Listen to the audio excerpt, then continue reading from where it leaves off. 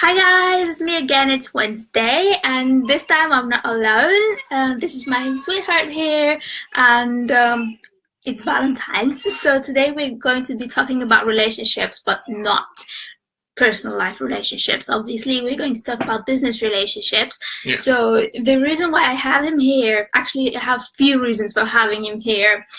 First, it's something different. So you usually see me here just talking on my own. I thought it would be interesting to see another person, a little bit of different situation. Another reason is that he's also he also knows a lot about business, and he can provide a different perspective of business, while my remit is marketing and promotion in the digital world. He's more into the operational side of business, so he can definitely provide some value for you today in this video. And my third reason is that I hear a lot of my clients telling me, oh, I'm not good in front of the camera, I don't want to do videos, I'm too scared. It took me a lot of time to convince him to come on camera. He's camera shy, but he's here now. So I'm going to show him and show you that it's not actually so painful to press the button and go live and do your video. Excuse us, it's a bit noisy in the house today because it's half term. Yeah, it's full house, it's half term, and there's a baby crying, there's another child screaming around, and their grandpa trying to balance the situation. Yeah, so let's talk about relationships and business. They're not much different in personal life relationships in terms of the efforts that you have to put to make them work, and their importance as well. The efforts and time you spend into making your personal life relationship work, you should be putting the same type of efforts and time into your business relationships with your clients. And there are several ways you could do that. One of them is to learn how to understand your customers. I've been talking about research so often, so many times, and this is another reason why you should definitely do your due diligence. You should get to know your consumers, what they like, what they don't like, how they like their information presented, what makes them feel like they want to buy from you, what makes them feel like you're not the right brand for them, so you can build your campaign based on that. You need to understand what is more important for your clients, whether the values that your brand provides or the values that your brand is built on, or the type of people your brand is associated with.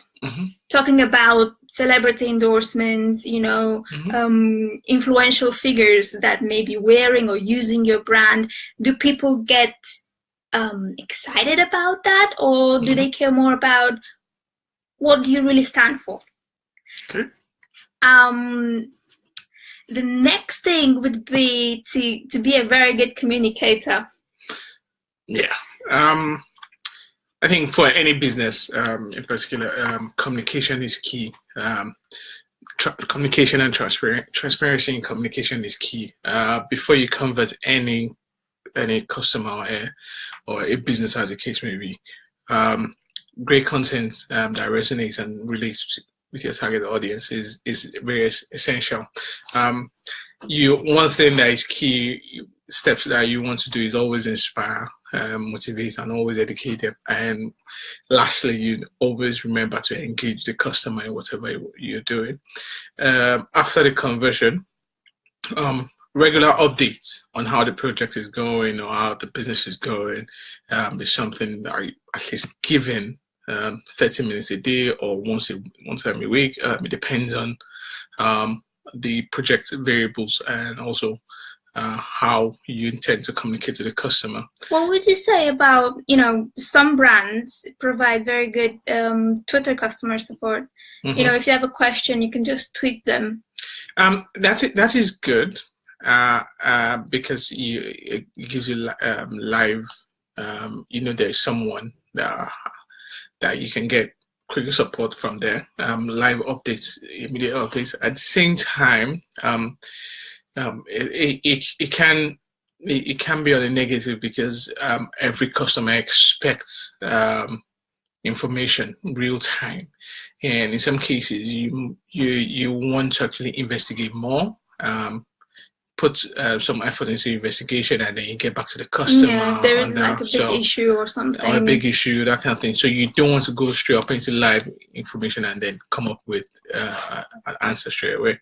Yeah, definitely. I think that people who enjoy Twitter customer service in particular, I was going to say that it's the younger generation, because I'm old. You're not that old. You're just a little bit above millennial gap. So you're fine, you're not that old. But I would generally say that younger people enjoy that kind of real timeness, the feeling that they can get in touch with their brand, and the feeling that they get from brands that this is not just some big corporation that's trying to get your money, but a real person is sharing stories and ready to help you at any point with anything. Which also brings us to the next point about being transparent, and one of the ways to build good relationships, lasting relationships with your clients, because I don't think that today people enjoy overly corporate brands that are too distant from the real world. There is that positive outlook where you need to deliver before the deadline. Yes, it is always good to deliver before the deadline, because it shows that you've put your time and effort into ensuring the completion of the project. And with any service-based business, especially with product selling and the likes, if it gives you that motivation or that optimism to the customer that, I could always trust the customer on that. Exactly, trust building. Trust building, and it's very key, especially in capability building and in collaboration for businesses. For me, one thing, especially when it comes to operations, one thing you have to take into consideration is, if you can deliver before the deadline, great. If you can deliver on the deadline, fantastic. But never ever deliver after the deadline. But things happen. Things happen. There is always force majeure. Anything can happen. But as much as possible, you give yourself enough time frame with the customer, and even if anything happens, force majeure, or maybe someone's sick or something, or some outsourced program, just outsourced employee didn't work out, then you have enough time and opportunity to correct that and deliver on the deadline. But one thing that you always want to put it in your mind is delivering before the deadline. Yeah, I would say, as a service provider, I would say that it's kind of easier for us service providers to deliver before the deadline, because normally all it takes is just a few more hours of extra work or better planning of our time. But honestly, I wouldn't know what would I do if I had to deliver a physical product to a client, and then I depend on various channels, distribution and all that. And, I might be dispatching my product on time, but what happens if there's a problem with the transportation firm? How would I keep my deadline? That's why I said with any projects that you do, especially with your project charts, when you are in meeting with your customer, give yourself a wide berth. Give yourself enough time. If it is 30 days, give it 45 days.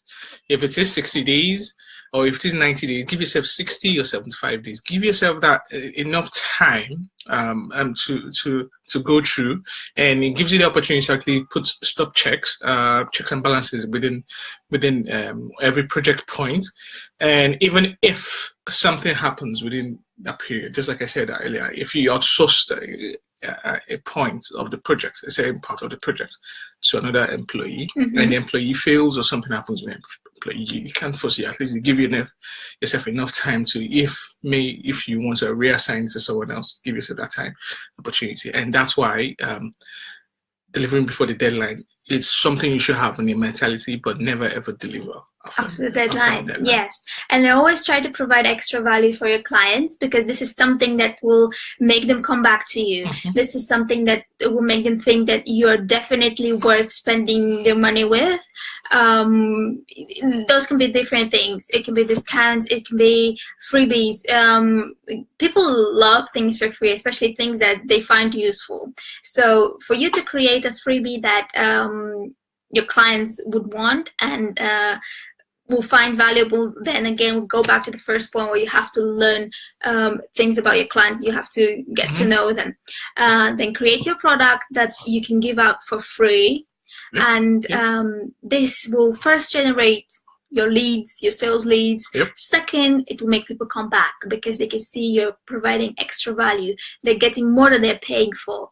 And also you can create this sense of exclusivity by creating a closed group, special discount offers for members only.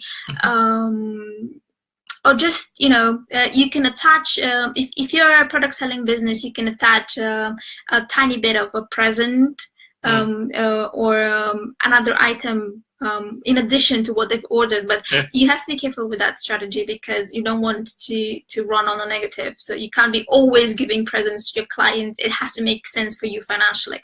Yeah, as well. Not only financially, as well as in terms of deliverables.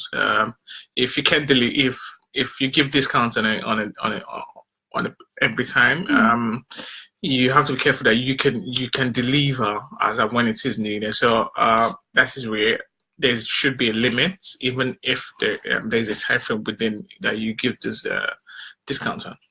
Yeah, definitely. So these are the 5 ways you can build relationships with your clients. I'm going to repeat them because I don't think we made it entirely clear. So the first one is understand your customer. The second one would be communicate with them on a regular basis. The third one would be transparent. Then deliver before the deadline and add extra value. It's simple. It takes a lot of time, a lot of work to do it, but the results are guaranteed. I can bet you on that. And we are not going to stay for much longer. Thank you very much for the people who are watching us. I see you. And I'm glad you stopped by. We are not going to go for much longer. All I want to say is just keep being awesome. And if you have any questions about your promotions, marketing, any business concerns, then you can always contact me. You can email me. You can use the website contact form here on Facebook, Twitter. He's more active on Twitter. LinkedIn, Instagram, if you wish. So I'm pretty much everywhere. You know that already. So I'm ready to help. Enjoy your Valentine's, whether you're single or married or just awesome. It doesn't matter. Enjoy yourself, love yourself. Everybody else won't have a choice but do the same. Bye.